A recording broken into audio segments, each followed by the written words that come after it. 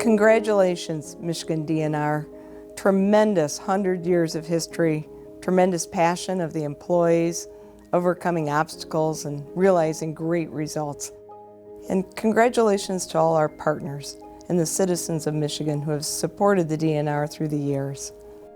When we celebrate an anniversary like this, that's really what we're celebrating is that each of you and each of the folks who came before us and worked in this department and all the folks who are going to work here afterwards have chosen to put their roots here into this state and put their roots and their heart into this department. The support and the tenants and the employees in the department are second to none.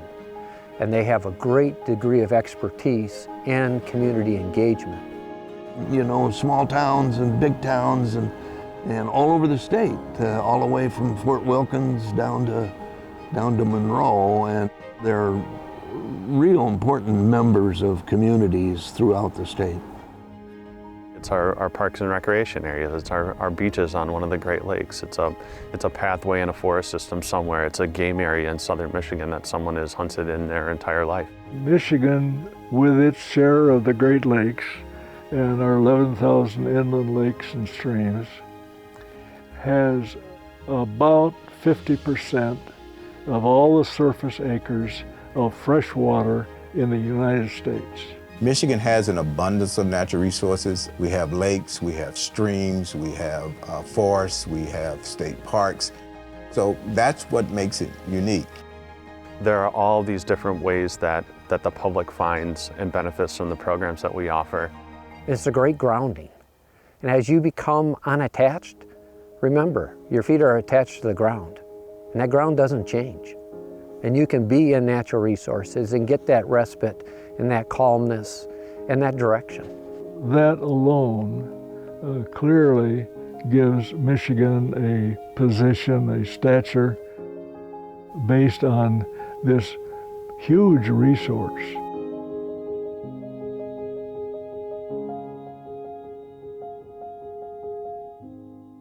I think the themes that have really defined conservation most recently have been those issues dealing with abundance and public's desire for how that resource is used. If we think about conservation in the 20th century, you know, those activities were always, you know, oriented around sort of two R words, recovery and restoration. And in the 21st century, and where we kind of find ourselves now, there's another R word that we need to start to incorporate into the lexicon of conservation, and that's resiliency, and to some extent maybe we can even add another one, and that's relevancy. We have recovered so many species, and we have tremendous abundance today in terms of wildlife and people that enjoy the outdoors. People are looking for ways to spend their leisure time. The outdoors is where they like to do that. Everything from hunting, fishing, trail riding, hiking, snowmobiling, and things of this nature. All of those things are what people like to do to spend their time. You know, the more those experiences are common among us, the more we will have citizens choosing the right kind of behavior with regard to protecting those resources. And ultimately, that's the decisive factor. It's not what a government department can do, it's what people themselves with their own decisions choose to do. Much more now, it's so important for us to seek ways where we're reaching out and we're connecting people, actively connecting people with green space and opportunity to find nature wherever they happen to be in the state. Michigan's future depends on the natural resource base of Michigan.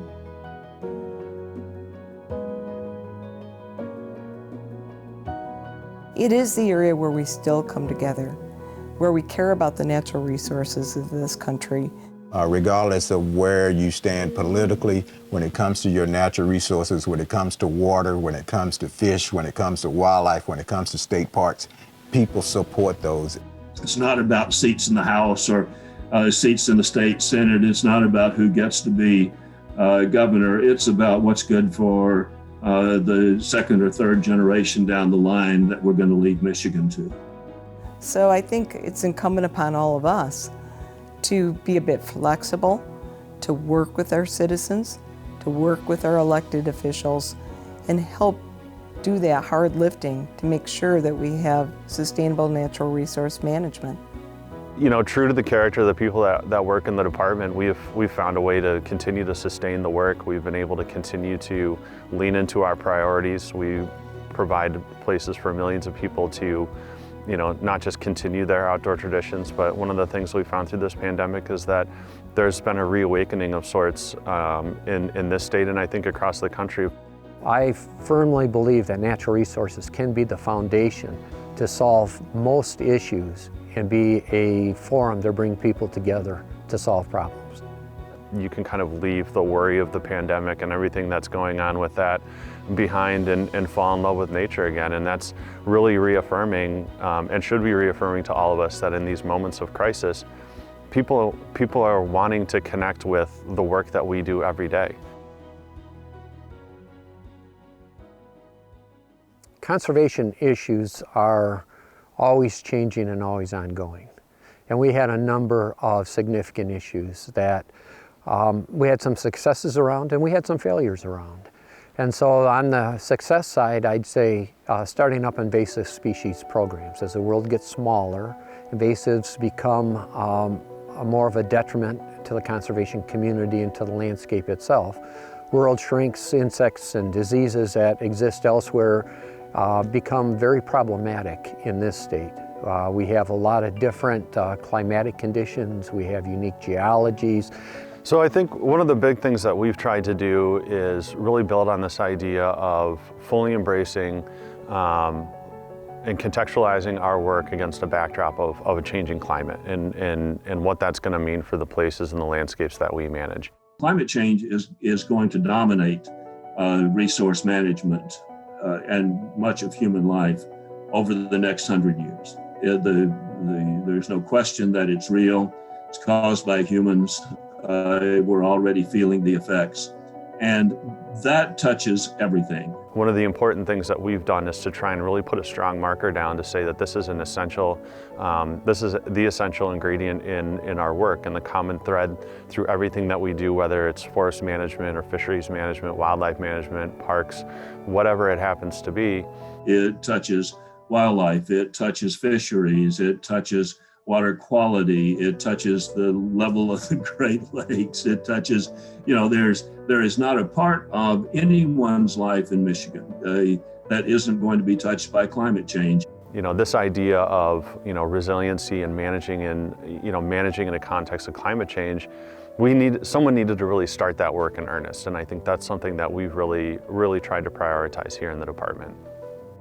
If you look at animal diseases, chronic wasting disease popped up during my time as director. It's very difficult to have a free-ranging vector, deer, carry a disease, a prion disease, with no known cure except the eventual death of the animal. We really were on the forefront of a lot of the wildlife disease situation with bovine tuberculosis, CWD, and we did some really good work. We still have those diseases in Michigan, and we probably will.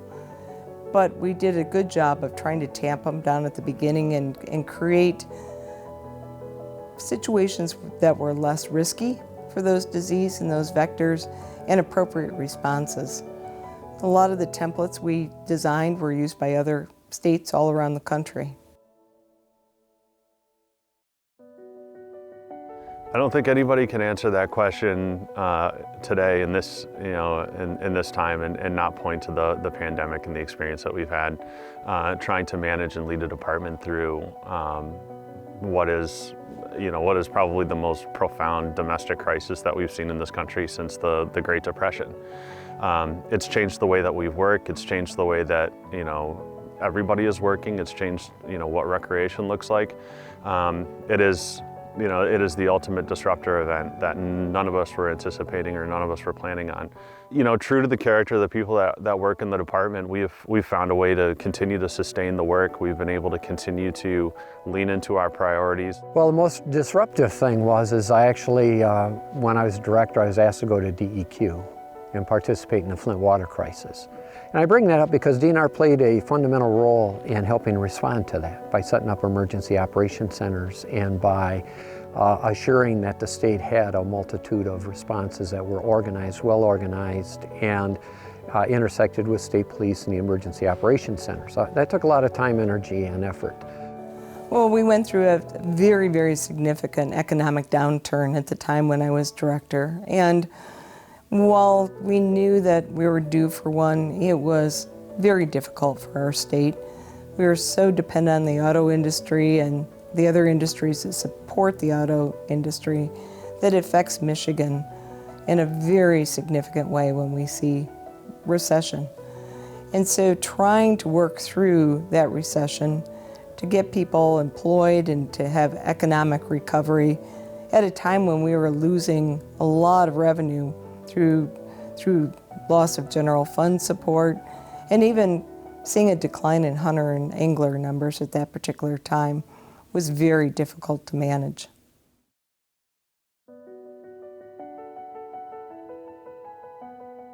In many ways, the significant conservation advances that come to my mind, getting conservation officers paid, getting their remuneration up, and getting their retirement fixed was a major step in the right direction. The executive budget recommendation of the governor, which had not been favorable in the recent past to the department, we were able to turn that around, and we got an extremely good executive recommendation. It included, for example, 42 new conservation officers. You know, in terms of other real accomplishments, part of it was hiring some of the people that are still there now who have contributed greatly to the legacy. The strength in terms of the conservation movement to me was paying attention to the people of the department and being an advocate for them at every step, because that's where conservation happens. And then in addition to that, we did tremendous work. Parks really led the way as we lost general fund support to coming up with a different funding model and advancing it for more citizens to enjoy our state parks. And finally, you know, we really moved into the era of sustainable management in a manner that was verified by third-party sources.